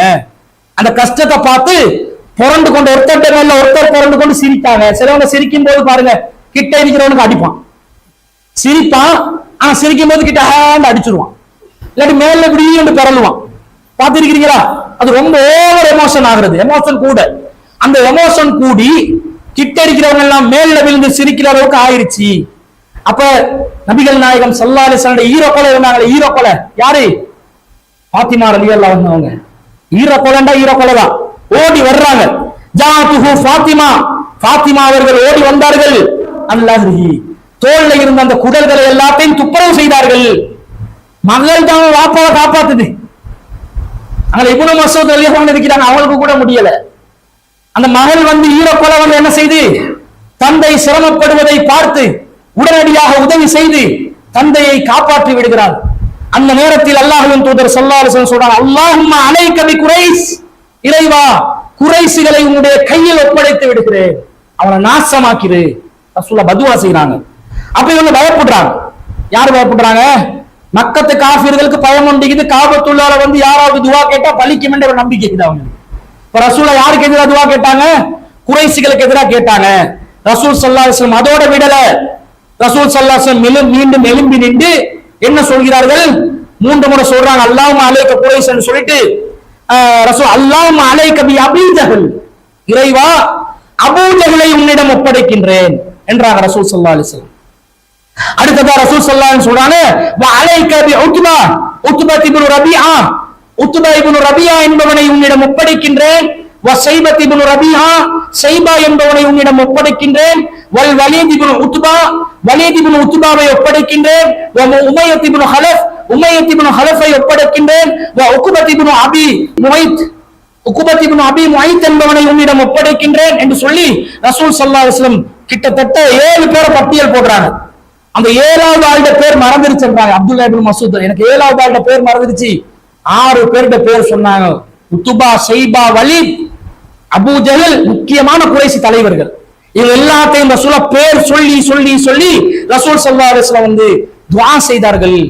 இந்த மயாடா பண்ணுவீங்க? இறை தூதர் மீது கை வைப்பீங்களா? இறை தூதர் அழிக்க வருவீங்களா? இறை தூதருக்கு எதிராக போர் செய்வீர்களா? இறை தூதரை மட்டம் தட்ட நினைப்பீங்களா? இறை தூதரை பார்த்து சிரிப்பீங்களா? இறை தூதரை பார்த்து நக்கல் பண்ணுவீங்களா? உங்களை அல்லாஹ் பார்த்துக் கொள்வான், அல்லாஹ் உங்களை அழித்து விடுவான். இது மக்கால கடுமையான நெருக்கடியான காலகட்டத்தில் நடந்த சம்பவம். ஆனால் அப்துல்லாஹ் இப்னு மஸ்ஊத் ரலியல்லாஹு அன்ஹு சொல்றாங்க, அங்க மதீனால பத்ர் போர் செய்தோம். அந்த பத்ர் போர்ல என்ன நடந்தது தெரியுமா? ஃபவல்லதி நஃப்ஸி பியதிஹி, எனது உயிர் எவனுடைய கைவசத்தில் இருக்கிறது அந்த இறைவன் மீது சத்தியமாக, லக்கத் ரஅய்துல் லதீன அத்த ரசூலுல்லாஹி ஸல்லல்லாஹு அலைஹி வஸல்லம் ஸர்ஆ ஃபில் கலீப், கலீப் பத்ர். அல்லாஹ்வின் தூதர் ஸல்லல்லாஹு அலைஹி வஸல்லத்தை யார் நோவினை செய்தார்களோ, யாரு கஷ்டம் கொடுத்தார்களோ அவர்கள் பத்ர் போர்க்களத்திலே ஒரு பாழடைந்த கிணத்தில் அந்த 7 பேரும் மரத்தை சாய்த்த நிலையில், வெட்டி சாய்த்த நிலையில் மரணித்து கொலை செய்யப்பட்டு கிடந்ததை நான் என்னுடைய கண்களால் பார்த்தேன் என்று அப்துல்லாஹ் இப்னு மஸ்ஊத் சொல்றாங்க. கை வெப்பியா? இறை தூதர் மீது கை வெப்பியா? இறை தூதரை இழிவுபடுத்த நினைப்பியா? அல்லாஹ் விடமாட்டான், அல்லாஹ் பார்த்து கொண்டிருக்கிறான். இப்படி அந்த காலத்துல இருந்திருக்கிறாங்க. கண் முன்னுக்கு பார்த்தா எப்படி இருக்கும்? துவா கேட்கறதையும் பாக்குறாங்க, கிணத்துக்குள்ள செத்து கிடக்கிறதையும். கிணத்துக்குள்ள செத்து கிடந்தா கிணத்துல இருந்து சாகல. அபூ ஜஹல 2 இளைஞர்கள், சிறுவர்கள் 2 தான் கொலை செய்தார்கள். பத்ர் போர்க்களத்துல பெரியவங்க கிட்ட கேட்கிறாங்க, அபூ ஜஹல கொஞ்சம் காட்டுங்கன்றாங்க. சிறியவங்க ரொம்ப குழந்தை இல்ல, ஒரு யங் ஆகிற ஏஜ்ல வர்றவங்க, ஒரு 15, 16, 17 இப்ப காலத்துல சொல்றேன்னா சொல்லலாம். எனக்கு அபூ ஜஹல கொஞ்சம் காட்டுங்க ஒருத்தர் சொல்றாரு. இன்னொருத்தர் எனக்கு கொஞ்சம் அபூ ஜஹல காட்டுங்க. 2 பேரும் அபூ ஜஹல டார்கெட் பண்ணி தான் பத்ருக்கே வந்திருக்காங்க. யாரு? காபிர்களுடைய மிகப்பெரிய தலைவன், குறைஷி காபிர்களுடைய. பத்ர் போர்க்களத்திலே 2 இளைஞர்களும் டார்கெட் பண்ணி சரியா ஒரே அடிதான். சும்மா நீண்ட நேரம் சண்டை பிடிச்சு நீண்ட நேரம் கஷ்டப்பட்டு வீழ்த்தக்கூடிய ஒரு நிலை அல்ல. 2 பேரும் ரவுண்டர் ஒரே அடி பிளட். யாரு? அபூ ஜஹல். இது போர்க்களத்துல இஸ்லாமிய ஆட்சியில இஸ்லாமிய அரசாங்கத்துக்கு கீழே கண்டலிண்ட இளைஞர்கள் எல்லாம் ஆயுதம் தூக்க இயலாது. அதையும் சொல்லிடுவாங்க. இதை பட்டு மோட்டிவேட் பண்ணி கண்டலிண்ட ஆயுதம் தூக்கிறாதீங்க. போர்க்களத்துல இஸ்லாமிய ஆட்சியில இறை தூதருடைய கட்டளையில இஸ்லாமிய அந்த ராணுவ படையில இருந்து நடந்தது. ஆனா எப்படி கட்சண்டு பாத்தீங்களா? இப்படி வெட்டி வீழ்த்தப்பட்டவர்கள் கிணற்றுக்குள்ளே அடைக்கப்பட்டார்கள். எப்படி? வெட்டப்பட்ட சாய்க்கப்பட்ட மரங்களை போன்று, மரக்கட்டைகளை போன்று. மரம் அப்படி பூமியில வேரோடு ஊண்டி நிக்க போகலதான் பார்க்கறதுக்கு கம்பீரமா இருக்கும். வெட்டி சாச்சா அவ்வளவுதான், பிளட் கட்டை தான். ஒண்ணும் பண்ணல, கட்டையை வேணும்னா யூஸ் பண்ணிக்கலாம். மரத்தில் உள்ள பலன் எதுவும் அந்த ஸ்ட்ராங் அந்த கம்பீரமான தோற்றம் எல்லாம் இருக்காது. வெட்டி சாச்சாச்சு. 7 பேர் ஹொட்டா நடக்குது பாருங்க இந்த விஷயங்கள். அதை பார்த்தவர் சொல்றார். இதுல ஒன்று நாங்க விலகிக் கொள்றோம். இறை தூதர நோவினைப்படுத்துவதற்கு யாராவது நினைத்தால் நன்றாக புரிந்து கொள்ளுங்கள், இந்த உலகத்திலே இழிவான ஒரு மரணத்தை நீங்கள் கண்டிப்பாக அடைவீர்கள். சார்லி ஹெப்டோவா இருக்கட்டும், ஜெர்மன் நாட்டில் கார்ட்டூன்காரங்களா இருக்கட்டும், வெளிநாட்டில் வரக்கூடிய வேறு வேறு மேலே நாடுகள்ல இறை தூதரை இழிவுபடுத்த நினைக்கக்கூடியவனா இருக்கட்டும், இன்னசென்ஸ் ஆஃப் முஸ்லிம் திரைப்படங்களை எடுக்கக்கூடியவனா இருக்கட்டும், எவனா இருக்கட்டும், இறை தூதரை தொல்லப்படுத்த நினைச்சா உன்னுடைய இறுதி முடிவு இந்த உலகத்துல அனைத்து முஸ்லிம்களும் கண்களால் பார்க்கக்கூடிய விதத்தில் ஒரு இழிவான மரணத்தை நீ அடைவாய், அல்லது நீ திரும்பி தௌபா செஞ்சு இஸ்லாத்துக்குள்ள வரணும். இந்த 2ல ஒன்றுதான் அவனுக்கு தலையெழுத்து. நடக்குதா இல்லையா? அது நடந்துச்சா இல்லையா? எத்தனை பேரை பார்த்திருக்கிறோம்? எத்தனை பேர் அல்லாஹ்வின் தூதரை இழிவுபடுத்த நினைச்சாங்க, கார்ட்டூன் வரைஞ்சாங்க, அப்படி என்னாங்க இப்படி என்னாங்க, என்ன ஆச்சு? ஒன்று இஸ்லாத்துக்கு வந்தாங்க, அல்லது இழிவான மரணம். டொய்லெட்டுக்குள்ள கடந்து மரணிப்பாங்க, டொய்லெட்டுக்குள்ள தலை போய் மரணிப்பாங்க. இந்த மாதிரி இழிவான மரணங்களை சுமந்து இருப்பதை நாங்கள் வரலாற்று நடிகளில் பார்த்திருக்கிறோம். இதோடு நாங்க படிப்பினையா இந்த செய்தியில பார்க்கிறோம். அவங்களை பயந்து வரணும், கருத்து ரீதியா தான் மோதல் வரணும். இந்த கேரக்டர் டேமேஜ் பண்ற மோதல் இருக்குது, சரிப்பட்டு வராது. கருத்தோட மோது, கேரக்டரை மோதினா உனக்கு தான் ரிட்டர்ன் வரும் என்றதும் இதுல ஒரு படிப்பினையா இருக்குது. அடுத்தது பாருங்க, இது நல்ல ஒரு செய்தி. ரசூல் ஸல்லல்லாஹு அலைஹி வஸல்லம் அதீ பின் ஹாத்திம் ரலியல்லாஹு அன்ஹு, அதீ பின் ஹாத்திம் என்பது கிறிஸ்தவ மார்க்கத்தை படித்த ஒருத்தர். அவர் இஸ்லாத்தை தழுவுகிறார். அவரு அப்துல் சலாம் என்று சொல்லக்கூடிய ஒருத்தர் இஸ்லாத்துக்கு வந்தாங்க. சஹாபாக்கள் நிறைய கிறிஸ்தவர்களா இருந்து. இவர் அதீ பின் ஹாத்திம் ரலியல்லாஹு அன்ஹு நிறைய அவருடைய இஞ்சில் சம்பந்தமாக நிறைய விஷயங்கள் தெரிந்த ஒருத்தர். அவர் இஸ்லாத்துக்கு வருகிறார். வந்த பிறகு ரசூலுல்லாஹ்வோட பக்கத்தில் இருப்பாரு. யா ஹதி, ஹதியே, அல் ரஹைத்தல் ஹியரா, ஹியராவை பார்த்ததுண்டா? ஹியரா என்றது ஒரு ஊரு, அந்த ஊரை பார்த்ததுண்டான்னு கேட்கிறாங்க. அப்ப இவர் சொல்றாரு, அல்லாஹ்வின் தூதர் ஸல்லல்லாஹு அலைஹி வஸல்லத்துக்கு இல்ல, நான் பார்த்தது இல்ல, எனக்கு அதை பத்தி தகவல் தெரியும், சொல்லப்பட்டிருக்குது. ஃபைன் தாலத் பிக ஹயாத்துன், உனக்கு நீண்ட ஆயுள் கிடைத்தால் லதரவன்னல் தர்தஹிலு மினல் ஹியரா அத்தா ததூஃப பில் கஅபதி லா தகாஃபு ஹதல் இல்லல்லாஹ். ஹியராவை நீ உன நீண்ட ஆயுள் உனக்கு வழங்கப்பட்டா அதை நீ பார்ப்பாய். எப்படி பார்ப்பாய்? ஹியராவிலிருந்து ஒரு பெண்மணி இறை இல்லம் காபாவிலே அல்லாஹ்வை ஹஜ் செய்வதற்காக வருவாள், தன்னந்தனியாக வருவாள், அல்லாஹ்வை தவிர இடையில் வேறு எவருக்கும் அவர் அஞ்ச மாட்டார் என்று நபி ஸல்லல்லாஹு அலைஹி வஸல்லம் சொல்றாங்க. அதீ பின் ஹாத்திம் ரலியல்லாஹு அன்ஹு என்ன யோசிக்கிறாங்கடா, என்னது ஹியரால இருந்து ஹஜ்ஜிக்காக்கள் வருவாங்களா? அப்ப இவர் சொல்றார், குல்து பைனி வ பைன நஃப்ஸி, நான் எனக்கு என்னுடைய உள்ளத்துக்கு மத்தியிலே பேசிக்கொண்டேன். ஃபஐன துஆருதி அல்லதீன கத் சஅருல் பிலாத், நான் இது நடக்குமா என்றது நான் ஆச்சரியமா பார்க்கிறேன். ஏன் தெரியுமா? அங்க ஒரு வழிப்பறி கூட்டம் இருக்கிறது. அந்த வழிப்பறி கூட்டத்தை தாண்டி, கொள்ளை கூட்டத்தை தாண்டி ஒரு பொம்பளை புள்ள தனியா ஹஜ் செய்யறதுக்காக ஏன் காபாவுக்கு வருவதா?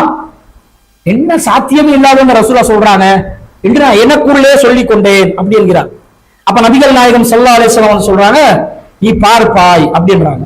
திரும்ப கேட்கிறாங்க, ரசூல் ஸல்லல்லாஹு அலைஹி வஸல்லம் கேட்கிறாங்க, வலையின் தாலத் பிக ஹயாத்துன், உனக்கு நீண்ட ஆயுள் வழங்கப்பட்டால் லதுஃப்தஹன்ன குனூஸ் கிஸ்ரா, கிஸ்ராவின் கருவூலங்கள் வெற்றி கொள்ளப்படும். கிஸ்ராவின் கருவூலங்களா? பாரசீக பேரரசன் கிஸ்ரா, பாரசீக நாட்டு, ரோம நாட்டு, இதுல பேரரசனான கிஸ்ராவை நாங்க ஜெயித்து அவன் இருக்கிற கருவூலங்கள் எல்லாம் இந்த முஸ்லிம் படைக்கு கிடைக்க போகுதா? சான்ஸே இல்லைன்றார் அவரு. குல்து கிஸ்ரபுனு ஹுர்முஸ். நீங்க ஹுர்முஸின் மகன் கிஸ்ராவை பத்தி சொல்றீங்களா, வேற எதையாவது சொல்றாங்கன்னு நினைச்சு அந்த ஹுர்முஸ் மகன் கிஸ்ராவை பத்தியா சொல்றீங்க அல்லாஹ்வின் தூதரே என்று கேட்கிறார் ரசூல் ஸல்லல்லாஹு அலைஹி வஸல்லம். ஆமா, கிஸ்ரா பின் ஹுர்முஸ், நான் ஹுர்முஸின் மகன் கிஸ்ராவை பத்தி தான் சொல்றேன். பாரசீக நாடு ஜெயிக்கப்படும், முஸ்லிம்கள் வெற்றி கொள்வார்கள் அப்படி என்று சொல்லி நபிகள் நாயகம் ஸல்லல்லாஹு அலைஹி வஸல்லம் சொல்றாங்க. வலையின் தாலபிக ஹயாத்துன், அதியே உனக்கு நீண்ட ஆயுள் வழங்கப்பட்டால் லதரவன்ன யுக்ரிஜு மின் லகஃபி மின் தஹபின் அவ் ஃபில்லா, ஒரு மனிதன் தனது கை நிறைய தங்கத்தையும் வெள்ளியையும் நிரப்பிக் கொண்டு செல்வான். சென்று கேட்பான், யத்லுபு மைஹின், என்கிட்ட இருந்து யாரப்பா பெற்றுக் கொள்வார்கள்? தர்மம் செய்வது. கை நிறைய தங்க, அதாவது கை 2 கை அளவுல தங்கம் என்றது ஒரு கிட்டத்தட்ட 10 கிலோ தங்கம் என்றால் எடுக்கல தானே. 10 கிலோ தங்கம் என்றா ஒரு 5-10 கோடி வந்துருமா? கையில எடுத்துக்கொண்டு வெள்ளியோ தங்கமோ என்றாங்க. தங்கம் என்று வச்சா எவ்வளவு பெருமதி, வெள்ளி என்று வச்சாலும் எவ்வளவு பெருமதி. எடுத்துக்கொண்டு ஒருத்தர் போவாராம், தர்மம், இந்த தர்மத்தை எடுத்துக்கோங்களே என்றாராம். இந்த காலத்துல வந்தா அவட கையே இருக்காது, கையே கட் பண்ணி எடுத்துருவான். சாரி, மிஸ்டேக், அவசரத்துல கையை வெட்டிட்டோம் என்றுவான். தங்கம் மாதிரி அதுவும் விளங்கும். அப்ப ஒருத்தன் வருவான், 2 கை நிறைய தங்கமோ வெள்ளியோ வளைந்து கொண்டு எடுத்துக்கொண்டு என்னிடம் இதை எடுப்பவன் யார் என்று கேட்டு வருவான். ஃபலா யஜிது அஹதுன் யக்பலுஹு மின்ஹு, அவனிடமிருந்து அதை எடுத்துக்கொள்வதற்கு யாருமே இருக்க மாட்டார்கள். அப்படி என்றால் என்ன அர்த்தம் தெரியுமா? இந்த உலகத்துல மிகப்பெரிய ஒரு செல்வம் பொழிய போகுது. கோடான கோடான கோடான கோடி சொத்துக்களை ஒவ்வொருத்தரும் உலகத்துல வச்சுக்கொள்ள போறான். அந்த முன்னறிவிப்பை ரசூல் ஸல்லல்லாஹு அலைஹி வஸல்லம் சொல்லி இருக்கிறாங்க. அப்ப ஹதீர் ரலியல்லாஹு அன்ஹு சொல்றாங்க, இன்னொரு செய்தியும் ரசூலுல்லாஹ் சொல்றாங்க. அதுக்கு பிறகு மறுமை சம்பந்தமான ஒரு செய்தியை சொல்றாங்க, அது இப்ப நமக்கு தேவையில்லை. அதுக்கு பிறகு ஹதீர் ரலியல்லாஹு அன்ஹு சொல்றாங்க, கால ஹதீர் ரலியல்லாஹு அன்ஹு சொல்றாங்க, ஃபரஐது தர்தஹிலு மினல் ஹிரா, நான் ஒட்டக சிவிகையில் இருக்கும் பெண் ஒருத்தி ஹீராவில் இருந்து காபாவை நோக்கி வருவதை என் கண்கூடாக நான் பார்த்து. ரசூலுல்லாஹ் சொன்னாங்களே, ஒட்டக சிவிகையில் ஒரு பெண்மணி தனியா வருவாள் என்று சொன்னாங்களே, அதை நான் கண்கூடாக பார்த்தேன். அவ ஹத்தா யத்துஃப பில் காபத்தி லா தஹாஃபு இல்லல்லாஹ், காபாவை தவாஃப் செய்வாள், அல்லாஹ்வை தவிர வேற யாருக்கும் அஞ்ச மாட்டாள் என்று ரசூலுல்லாஹ் சொன்ன அந்த முன்னறிவிப்பை என்ற கண்களால் நான் பார்த்தேன் என்றாங்க. வகுந்து ஃபீ மன் இஃப்தஹ குனூஸ கிஸ்ரா இப்னு ஹுர்முஸ், ஹுர்முஸின் மகன் கிஸ்ராவுடைய கருவூலங்களை வென்றெடுக்கப்பட்ட வெற்றி கொள்ளப்பட்ட போர்க்களத்தில் நானும் பங்கு பெற்றினேன். யாருக்கு ரசூலுல்லாஹ் சொன்னாங்களோ அவரே சொல்றாரு, நானே ஃபீல்ட்ல இருந்தேன். இப்படி இருந்து சும்மா யோசிச்சு பாருங்க, இப்படி இருக்கிறது. ரசூலுல்லாஹ் அந்த சஹாபி கிட்ட சொல்ல, அவருடைய கண் முன்னுக்கு அது நடக்கும்போது அவருடைய ஈமான் எப்படி இருந்துக்கும் யோசிச்சு பாருங்க. அவருடைய ஈமான் தரம் எப்படி இருந்துக்கும். சரி, அப்படியே நடக்குது. என்னடா இது? இறை தூதர் ஸல்லல்லாஹு அலைஹி வஸல்லம் இறை தூதர் தான் என்று அவர் வாய்க்குள்ள முணுமுணுத்துக் கொண்டு இருந்து வாழ்க்கை முழுக்க அந்த அளவுக்கு நடக்குது. அதே மாதிரி சொல்கிறார், வலையின் தானபிக்கும் ஹயாத்துன், மக்களே உங்களோட ஆயுள் நாட்கள் அல்லாஹ் அதிகமா தந்திருந்தாங்க. இவர் வயசாகிறார். இப்ப சொல்றாரு, லதரஉன்ன மா கால நபி அபுல் காசிம் என்ற நபி எதை 3வதாக சொன்னாரோ அதுவும் கண்டிப்பாக நடக்கும். என்னது? யுக்ரிஜு மில் அகஃபிஹி, ஒருவன் தன்னுடைய 2 கைகளில் நிரம்ப வெள்ளியோ தங்கத்தை எடுத்து தர்மம் செய்வதற்கு அலைவானே, அந்த காலமும் இன்ஷா அல்லாஹ் கூடிய சீக்கிரம் நடக்கும். அது நடந்தது சம்பந்தப்பட்ட அந்த அறிவிப்பு இன்னும் வரல, எதிர்காலத்தில் நடக்கலாம். அவர் சொல்றாரு, உங்களோட ஆட்கள் நீளமாக்கப்பட்டா இதையும் குறிச்சு வச்சுக்கோங்க. இப்ப நான் கேட்கிறேன், இந்த செல்வத்துக்காக அலைகிறதெல்லாம் விஷயமா? நத்திங் தானே. அது ஒரு முன்னறிவிப்பா நிறைவேற்றத்துக்கு அல்லாஹ் நினைச்சா. நீங்க பிசினஸ் என்று அலைவீங்க, நீங்க தொழில் என்று அலைவீங்க, உலகம் என்று அலைவீங்க, துணியா என்று அலைவீங்க, சாப்பாட்டுக்கு வழி பண்ணணும் என்று அலைவீங்க, பிள்ளைகளை பார்த்துக் கொள்ளணும் என்று அலைவீங்க, குடும்பம் என்று அலைவீங்க, மனைவி மக்கள் என்று அலைவீங்க, இதுக்காகவே உங்களோட வாழ்க்கை அர்ப்பணிப்பீங்க வாழ்க்கைய. ஆனா அல்லாஹ் வந்து ஒரு ஆர்டர் போட்டானண்டா, கோடிக்கணக்கான காசு தர்மம் செய்யறதுக்கு எடுத்து வந்தாலும் அதை பெற்றுக் கொள்வதற்கு பிச்சைக்காரன் இல்லாத ஒரு உலகத்தை அல்லாஹ் ஏற்படுத்துவான். இதெல்லாம் என்ன படிக்கணும்? இது வந்து ஒண்ணுக்குமே உதவாத ஒரு அற்பத்தில் மட்டுமான உலகம் என்பதை நாங்கள் விளங்குவதற்கு இதை விட உங்களுக்கு வேறு என்ன சான்று வேணும் என்றதை நாங்க சிந்திக்கணும். இந்த மாதிரி பல செய்திகள் இருக்குது. ரசூலா முன்னறிவிப்பு சொல்றாங்க, சஹாபாக்கள் அறிவிப்பாளர்கள் சஹாபாக்கள் பார்ப்பாங்க, அல்லது சஹாபாக்கள் ஒரு அறிவிப்பாளருக்கு சொல்லி அந்த அறிவிப்பாளர் அதை கண்காணிப்பார். இப்படி நிறைவேற்றப்பட்ட அதிகமான முன்னறிவிப்புகள் இந்த நிகழ்வுகள் எல்லாம் எங்களை நெகிழ வைக்குதா இல்லையா? என்னோட வாழ்க்கையில ஒரு மாற்றத்தை கொண்டு வருதா இல்லையா? இந்த உலகத்தை பத்தி ஒரு புரிந்துணர்வை ஏற்படுத்துதா இல்லையா? இஸ்லாத்தை பத்தி ஒரு நம்பிக்கை ஏற்படுத்துதா இல்லையா? அந்த நம்பிக்கை, அந்த இஸ்லாம், அந்த புரிந்துணர்வு நமக்கு இந்த நிகழ்வுகள் ஊடாக ஏற்படும் என்றதுதான் நான் இஸ்லாமும் உங்களிடம் எதிர்பார்க்குது. அந்த ஒரு நிகழ்வை, அந்த நெகிழ்வூட்டும் நிகழ்வாக அது மாறி அது நம்முடைய வாழ்க்கையில மாற்றத்தை ஏற்படுத்தி வல்ல ரஹ்மான் நாங்களும் இந்த துனியாவை அற்பமாக கருதி மறு உலகத்தை, சுவனத்தை நம்முடைய இலக்காக வைத்து வாழ்வதற்குரிய அந்த வாய்ப்பை நமக்கு அமைத்து தர வேண்டும் என்று பிரார்த்தனை செய்தவனாக அல்லாஹ் ரப்பல் ஆலமீன் நம்முடைய இந்த வாழ்க்கையை, நம்முடைய இபாதத்துகளை, நம்முடைய தொழுகைகளை, வணக்கங்களை, இந்த உலகத்திலே அவனுக்காக நாம் செய்யும் தியாகங்களை பொருந்திக் கொள்வானாக என்றும் பிரார்த்தித்தவனாக விடை பெறுகிறேன். வாஹிரு தஅவானா அனில் ஹம்துலில்லாஹி ரப்பில் ஆலமீன்.